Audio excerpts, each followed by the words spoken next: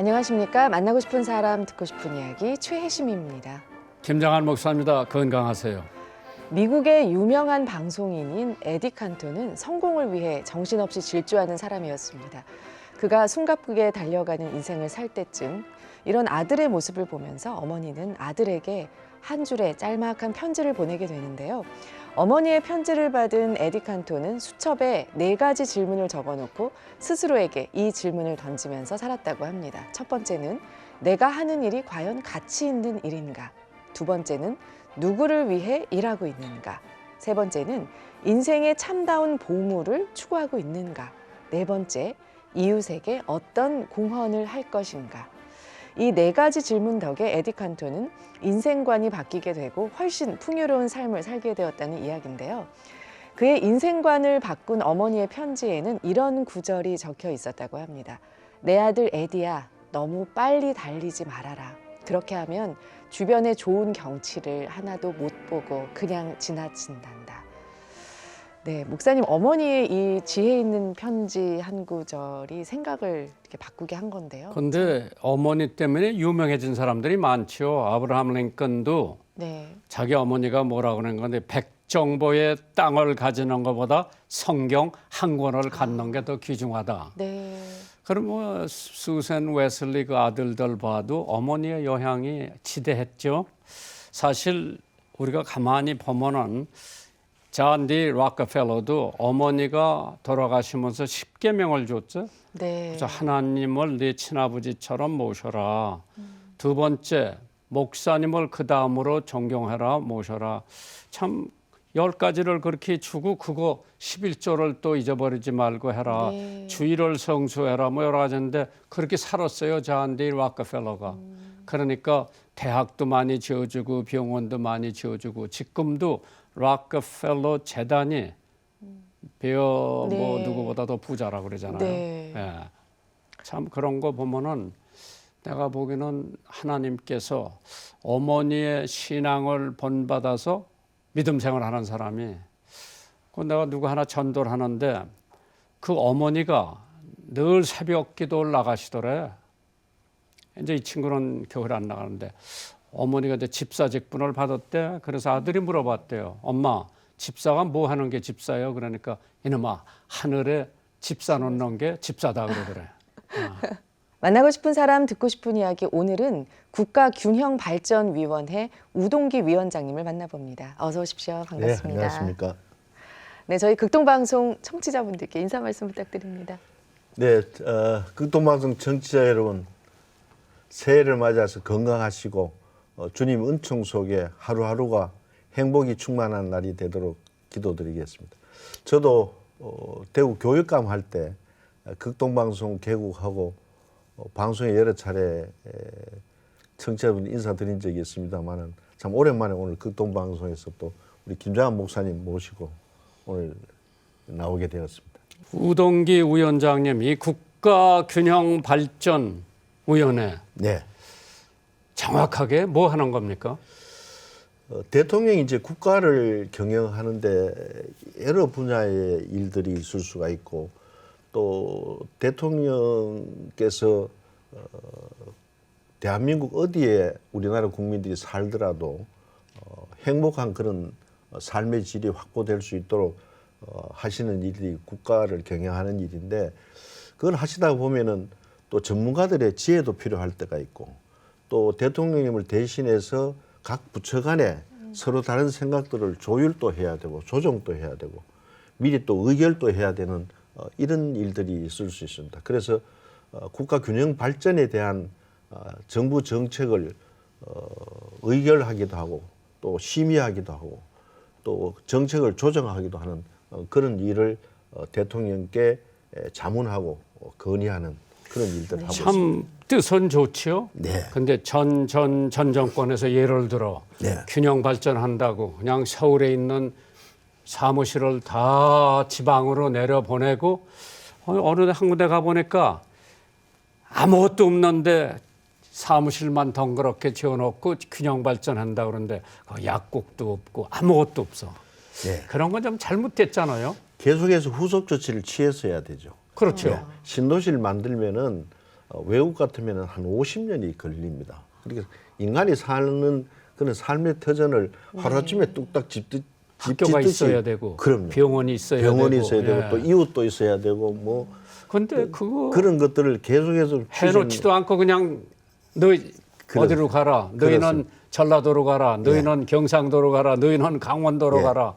가서 덩그렇게 사무실만 지어놓고 지금 인프라 구축이 안 돼 있어요. 그것을 그때 시작하면서 계속해서 정부가 좀 팔로우를 하고 추진을 계속 해야 되는데 그 후속 조치들을 좀 게을리한 면이 많습니다. 아니 세종시에 참 좋다. 근데 네. 사실 야 사람들이 다 주말에는 서울 와 있고 이런 거를 앞으로 어떻게 저기를 해야 돼요?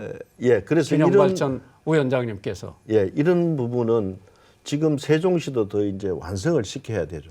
국회 기능도 일부 이전해 가야 되고 또 대통령실의 이전 기능도 이전을 하고 또 인간이 사는데 필요한 그런 시설들도 확충도 하고 또 세종시도 근데 그렇습니다만은 그 중요한 건 서울에다 두면 안 돼요? 서울에 두면 좋죠. 한 군데 있으면 좋은데 나라라는 것이 서울에서는 또 사회적 비용이 너무 비쌉니다. 위원장님 좀 잘 좀 생각해서 대통령 자문을 잘 해드리세요. 그러겠습니다. 네. 지금 우리나라 국민 중에 지금 52%가 서울에 살고 있습니다. 그렇죠. 전 예. 국토 면적의 약 12%밖에 되질 않는데 그러다 보니까 서울에 사는 비용이 너무 비싸게 돼서 이젠 청년들이 서울에 집 마련도 어렵고 또 결혼해서 아이 키우기도 어렵고 그런 지금 상황이 되고 대한민국이 뭐 KTX도 있고 뭐 일일 생활권에 있어요 지금. 예. 그러니까 뭐 꼭 서울에 있지 않아도 된다 이제 청년들이 예. 그렇게 생각을 하고 있는데 그 좋은 현상인데 그래도 아예 애가 나면은 이제 서울로 또 학교 보내야 되고. 우리나라 좀 독특한 것 같습니다. 예를 들어서 일본도 동경에 많은 그런 기능들이 집중되는데 그래도 한 33%밖에 되질 않습니다. 예. 근데 그 자전거든 뭐든 두 바퀴가 가면 안정적으로 굴러가는데 한 바퀴는 언제든지 위험하죠. 균형을 못 잡으면. 그러니까 우리나라가 지금 서울이라는 한 도시가 한 바퀴로 굴러가는 나라 형태가 되어서 이것을 좀 보완해 줄 수 있는 그런 안전장치가 결국은 지방에서 구해야 되지 않나 그렇게 생각을 합니다. 위원장님은 뭐 대학 총장도 하시고 대구 카톨릭 대학교 총장 네. 역임을 하셨죠. 네. 그러고 이제 이 균형 발전을 맡으셨는데 예. 참 대통령께서 기대도 많으시겠죠. 예, 대학 그 영남대학 총장도 했고 뭐 대학에 이제 교육 행정을 했습니다마는 또 교육감도 해봤는데 실제로 그 제 전공은 이 지역개발 분야였습니다. 그래서 대학 졸업하고 첫 직장이 요즘 국토연구원으로 이름이 바뀌었습니다만 국토개발연구원인데 그때 박정희 대통령 때 설립된 국책연구기관인데 그곳에서 첫 번째 맡았던 과제가 국가 균형 발전을 위한 수도권의 기능 재배치라는 과제를 맡았습니다. 그게 1979년이었습니다. 그때부터 시행되어 온 정책이 오늘날까지 되는데 점점 서울로 더 집중되는 그런 결과를 자아냈습니다. 아니 그래서 예를 들어 이제 뭐 하여간에 학교 인프라가 된 다음에 웬게든지 뭐 이게 좀 순서가 그냥 갖다 놓고 예. 예. 그래서 이제 이번에도 그 이제 1차에 공공기관을 이전을 하고 2차가 그동안 이전이 못 되다 보니까 지금 옮겨간 기관들이 그런 현상에 더 빠져서 이제 보완할 수 있는 기능을 가져가는데 이번에는 우리나라 신도시라기보다는 그 도시의 부족한 기능을 채워주고 이미 또 기성에 있는 원도심은 또 공동화 현상이 또 일어납니다. 그래서 공동화 현상이 일어나는 쪽으로 공공기관을 이전해서 그런 그 역기능적인 측면을 좀 많이 줄이려고 그렇게 애를 쓰고 있고 이 부분은 정권에 관계없이 지속적으로 추진돼야 될 그런 과제입니다. 힘든 예, 어렵습니다. 중책을 맡으셨어요. 네. 예, 저희는 이제 과천을 가 보니까 네. 뭐 청사 많이 지어놓고 또 대전으로 갔다가 네. 또 그게 세종으로 갔다가 예. 참 또 그 빈집이 많이 있고 예. 그러나 뭐 아파트 짓는 사람들이 그거 다 헐고 아파트 지면 돈 보니까 작년 2022년 9월부터 지금까지 이렇게 좀 맡아오고 계신데 짧은 시간이지만 그래도 위원장으로서 보람된 일들이 좀 있으셨을 것 같습니다. 그동안. 윤석열 정부가 이제 출범을 하면서 지방시대라는 국정 목표를 설정을 했습니다. 이게 역대 어느 정부하고 다른 정책인데 네. 그동안 균형발전 정책을 꾸준히 하면서도 경제적 효율성이나 경제적 논리 때문에 그 정책이 많은 후퇴를 가져오고 그것이 다시 서울로 더 많이 집중되는 그런 결과를 자아냈거든요. 근데 이번에 윤석열 정부가 이제 지향하는 지방시대 균형발전 정책은 자유와 공정이라는 가치적인 측면을 접근하고 그래서 헌법에서 보장하고 있는 인간 보편적인 권리라든지 또 이제 지방 정부가 그만한 권한을 가져야 자생력을 가지고 또 살아갈 수 있고 더 발전할 수 있기 때문에 지방 정부에 많은 권한을 내려주고 중앙 집권적으로 해오던 그런 폐단을 좀 줄이면서 또 한편으로는 국토 공간을 이제 균형 발전을 해서 중앙 권력의 공정성을 가져오겠다 하는 그런 취지에서 접근을 하는데 그런 부분에 대해서 여러 지방을 다니면서 국정 목표를 설명도 하고 또 동참을 호소하기도 하고 또 그런 과정에 새로운 법안을 만들어 가지고 기회발전 특구와 교육 자유 특구라는 제도를 도입하려고 지금 열심히 노력을 하고 있습니다. 그러면 이제 위원장님 임기가 예. 2024년 예. 앞으로 뭐 1년 조금 남짓하게 예. 남았는데 연장은 안 됩니까? 이거는 뭐 임기 제한이 없습니다. 네. 그래서 이게 좀 길어야 네. 뭐 좀 일을 해보는데 또 아유 이거 그만둬야 된다 그러면 아니 더 잘하는 사람은 그 부분한테 맡기고 또 저는 감사해요. 예 그렇게 해야 되죠. 제2차 공공기관 이전 네. 문제에 예. 또 많은 관심을 갖고 있는데 이게 어떻게 진행이 되고 있는지.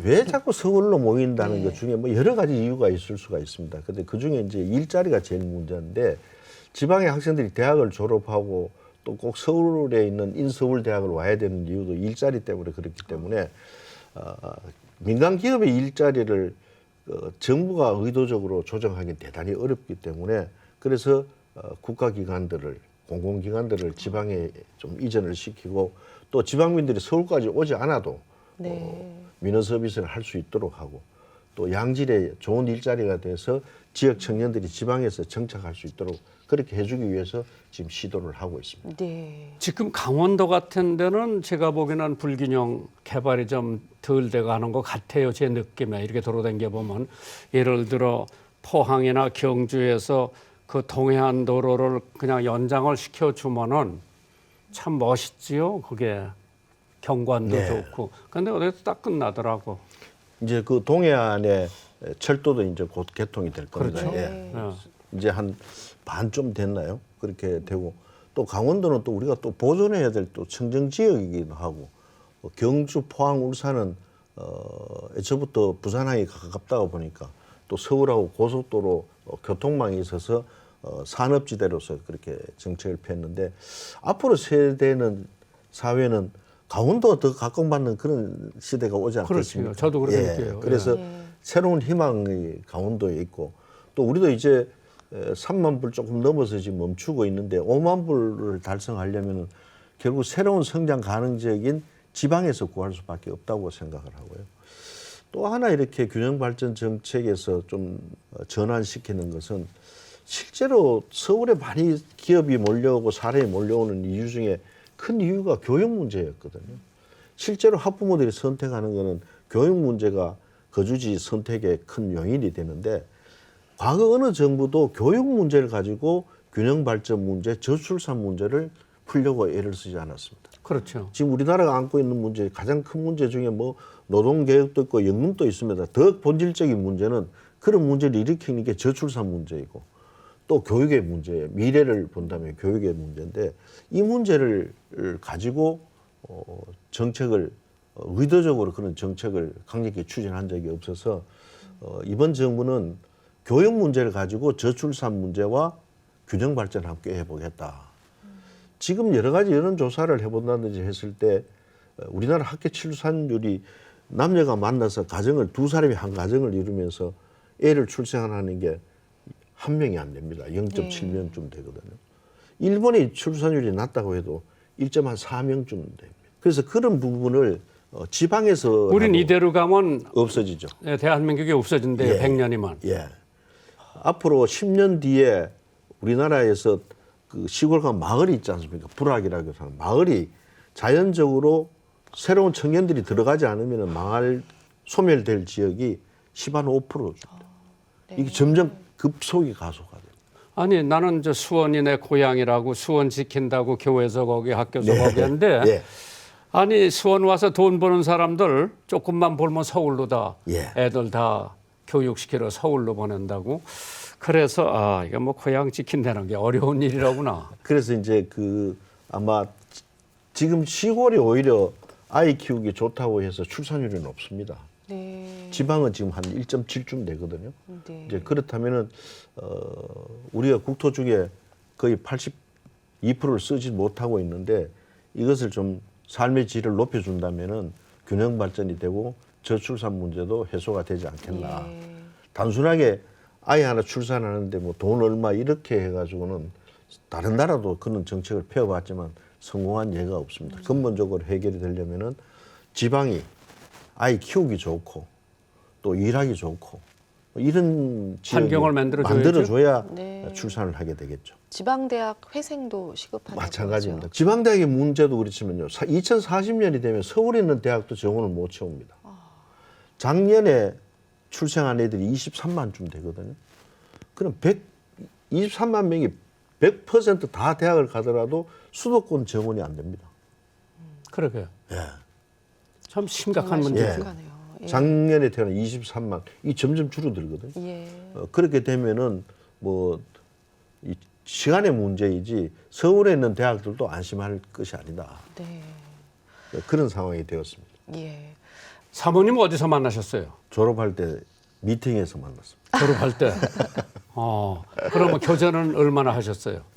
한 1년 반. 1년 반. 네. 아니 그 여자 사모님이 뭐가 좋아요? 제 의견을 잘 들어주더라고요. 오. 정말 저는 장가를 잘 갔다고 생각합니다. 야, 그 사모님 칭찬 좀 해보세요. 자녀가 몇이에요? 둘입니다. 둘. 남자, 여자? 머심의 둘입니다. 멋있는 둘. 예. 위원장님 고향이 어디세요? 경북 의성입니다. 의성. 예. 거기 뭐 유명한 데지. 예. 네. 사모님 자랑 한 말씀 해주십시오. 그래서 구체적 자랑보다는 새로 태어나도 지금 제 아내하고 결혼하고 와. 싶습니다. 제가 목회할 때 예. 다들 눈 감으라고 그러고 예. 지금 사는 배우자하고 다시 결혼할 사람 손 들으라니까 반도 안 되더라고요. 네. 근데 여기 그럼 인꼬 부부네요. 뭐 인고 부부도 뭐 의견 틀리면은 얼굴 붉게 떼고 있고 뭐 아니 큰 소리 경상도 할 사나이가 때도 좀 답답하잖아요 여자한테. 불만은 없으시고 불만이 있지 않겠습니까? 사모님이. 예. 그래도 참고. 어쨌든 뭐 그걸로 그렇게 큰 소리 내서 싸워본 적은 없는 것 같습니다. 예. 가정만 돌보셨었나요? 아니면 또? 예, 그 제 만나기 전에는 학교 네. 교사 선생님을 했는데 네. 만나고 나서는 가정만 했죠. 근데 선거를 한 2번 치르면서 고생 많이 했고요. 네. 요새는 집사람 의견을 따르는 편입니다. 중요한 결정을 할 때 제 결정보다도 제 아내하고 아이들 의견을 먼저 물어보고 너무 제 때문에 희생을 많이 했더라고요. 정말 오늘 오프닝에 그런 얘기가 있었는데 지혜로운 어머니, 지혜로운 아내이신 것 같습니다. 사모님께서. 교육감 시절에요. 네. 저 참 여러 가지 어려운 난제가 많았을 거예요. 제일 보람된 일이 뭐였어요? 교육감으로 계시면서. 제가 2010년부터 18년까지 교육감을 했는데 2012년에 교육감 되고 1년 조금 지나서 정말 비극적인 일이 생겼습니다. 학생이 중학생이었는데 동료 친구들의 폭력 때문에 정말 그 극단적 선택을 했습니다. 그것이 국내에 뭐 엄청난 반향을 일으켰고 그 친구가 유서를 썼는데 정말 엄청나게 그 유서를 보고 울었습니다. 그래서 학교라는 곳이 학생들이나 학부모들이 안심하고 공부하러 갈 수 없는 곳이라면은 이게 학교로서 의미가 있겠나. 그래서 정말 많은 노력을 기울였는데 아프리카 속담이 한 아이를 키우는데 온 마을이 나선다는 얘기도 있고 네. 정말 그때 이 종교계의 도움을 참 많이 받았습니다. 네. 그래서 제일 먼저 했던 것이 학교에서 아이들이 선생님께 마음을 터놓고 상담을 못 한다면은 교회 주일학교라든지 이 종교 활동을 통해서 아이들의 그 답답한 심정들을 좀 토로를 하면은 네. 어른들이 좀 보살펴주거나 도와줄 수 있는 길이 네. 열리지 않겠나 해서 주일학교하고 학교의 종교 활동을 많이 활성화를 시켰습니다. 그래서 예. 심지어 주일학교 교사들을 32시간 상담 교사를 다 교육을 시켰고요. 또 우리 부모들이 변해야 아이들을 잘 그렇죠. 키울 수 있어서 학부모 교육을 학교에서 했습니다. 근데 학교에 오시기는 게 불편해하는 분들이 계셔서 신앙활동 마치고 그 학부모 교육을 받도록 교회, 뭐 성당, 절에 협조를 요청해서 예배 끝나면은 학부모 교육을 네. 정기적으로 그 과정을 개설해서 하고 그런 과정을 통해서 엄청나게 학교가 변화를 하는 걸 느꼈고 아이들도 변화를 하고 학부모도 변화를 해서 정말 대구가 그 학부모들이나 시민들로부터 신뢰받는 그런 교육 공동체가 된 것이 참 보람되었고 그 어려운 고비를 넘어가는데 그때 목사님이 극동방송을 개국하셨습니다. 그래서 극동방송에도 우리 학생들 선도와 학생들 상담하는 프로그램도 많이 좀 예. 제작을 네. 해주시고 해서 크게 정말 도움이 되었습니다. 예. 정말 많은 노력을 기울이셨습니다. 제가 이제 미국을 자주 왔다 갔다 하는데 이제 이민 사회 LA 같은데 네, 한국 사람들이 많이 살잖아요. 여기는. 그런데 이제 부모들은 영어가 딸려. 네, 애들은 가니까 금방 영어를 뭐 거기 미국 애들 네, 못지않게 해놓는데 예, 학부모가 학교 오는 걸 싫어해요. 예, 예. 영어 못한다고. 예. 그래서 우리나라도 아직 일본만 하더라도 어머니들이 앞치마 입고 집에서 가사 일을 하다가 학교 뛰어가고 뭐 슬리퍼 바람으로도 가고 그러고.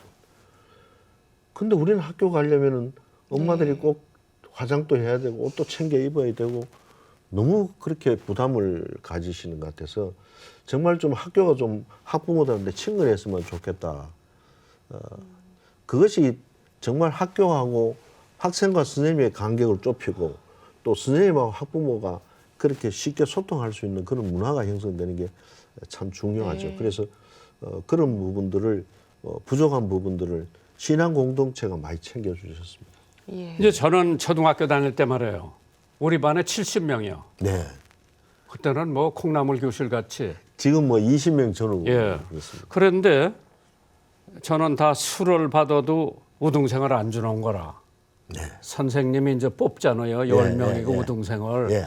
엄마들이 뭐 봉투 싸 갖고 오는 사람들 뭐 걔들을 그래 우리 엄마가 화가 나니까 마늘 예. 한 접은 100개야. 예, 예, 100개. 그걸 가지고 학교 간다고 해서 아유 엄마 가지 마 창피해. 어? 다 봉투 싸가지고 담임 선생님한테 네. 그때는 그게 통했어요. 예. 예. 내가 그걸 보고 자라면서 이제 중학교를 미국을 간 거예요. 예. 그런 게 하나도 없어. 예. 예. 그냥 열심히 하면 선생님이 도와주고. 예. 그래 그런 거 내가 이제 응변대회 나가려고 4, 5, 6학년은 응변대회를 가. 예. 네. 안 붙여주는 거예요. 예. 내가 뭐 산에 가서 연습하는데 미국 가서 선생님이 야 너 성대도 좋고 응변대회 한번 나가봐라. 근데 뭐 다 외워갖고 나갔는데 뭐 그냥 가는 곳마다 1등이야. 예. 예. 그래서 아 참 기회라는 게 주어지니까 하우스보이도 출세할 수 있구나. 정말 기회가 공정한 나라죠. 그렇죠. 예. 그래서 우리나라도 참 언젠가는 저 시골서 머리도 좋고 이런 아이들이 두각을 나타내야 되는데 정말 부끄러운 교육계의 과거사인데요. 아마 그때는 우리 교육계에도 참 처우가 참 열악했죠. 저도 뭐 시골에서 한 학년에 한 반뿐인 초등학교 또 중학교는 5반인 학교를 졸업했습니다만 지금은 정말 우리 학교는 학부모들이나 우리 선생님들을 신뢰할 수가 있습니다. 네. 교육 환경도 많이 달라졌고 또 우리 선생님들의 자긍심, 자존감이 굉장히 높습니다. 이제.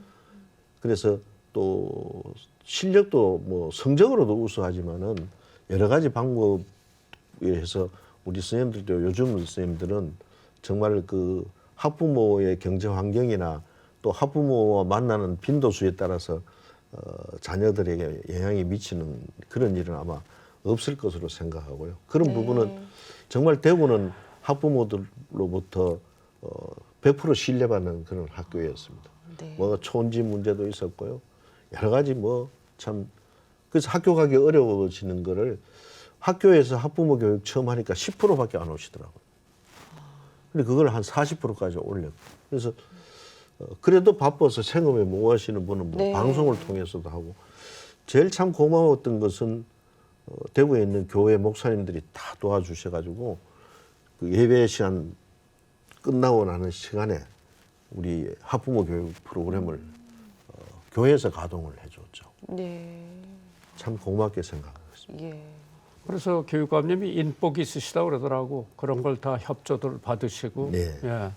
그러면 이제 마지막으로 말입니다. 네. 우리 청취자들한테 이렇게 해놨는데 기도 좀 해주세요. 뭐 혹시 부탁 말씀이 계시면은 예. 우리 청취자들이 아마 기도 많이 할 거예요. 정말 청취자 여러분, 우리는 주님을 믿지 않습니까? 근데 우리가 공동체를 살아가려면은 정말 부족하지만 정부를 믿어야 된다고 생각합니다.